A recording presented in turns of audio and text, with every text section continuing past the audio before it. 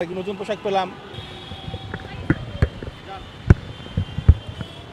কি বলবো,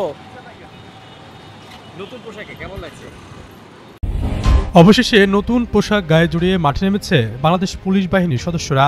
শনিবার থেকে ঢাকা মহানগর পুলিশ সহ দেশের সব মহানগর ও বিশেষায়িত ইউনিটের সদস্যদের নতুন পোশাক দেওয়া হয়েছে। তবে জেলা পুলিশকে এখনও তা দেওয়া হয়নি। পর্যায়ক্রমে তাদেরকে নতুন ইউনিফর্ম বুঝিয়ে দেওয়া হবে বলে জানিয়েছেন DMP media and public relation বিভাগের উপপুলিশ কমিশনার মোহাম্মদ তালেবুর রহমান।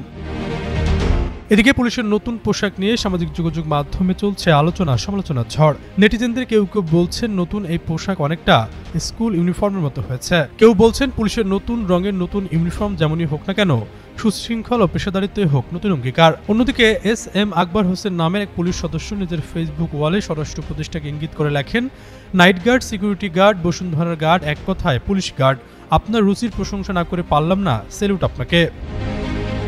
ছাত্র জনতার অভ্যুত্থানে গত বছরের 5 আগস্ট ফ্যাসিস্ট আওয়ামী লীগ সরকার পতনের পর থেকে বৈষম্য বিরোধী আন্দোলন দমন পীড়নের অভিযোগ ওঠে। তখন থেকে দাবি তোলেন পুলিশ বাহিনীর সংস্কার ও পোশাক পরিবর্তনের। সে দাবির প্রেক্ষিতে অন্তর্বর্তী সরকার নতুন পোশাক অনুমোদন করে। পোশাক ও লোগো পরিবর্তনের জন্য পুলিশ সদর দফতর 10 সদস্যের একটি কমিটি গঠন করেছিল।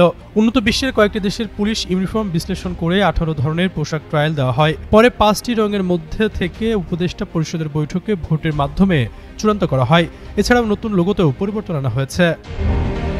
এর আগে স্বরাষ্ট্র উপদেষ্টা জাহাঙ্গীর আলম চৌধুরী জানিয়েছিলেন, পোশাক পরিবর্তনের সিদ্ধান্ত নেওয়া হয়েছে।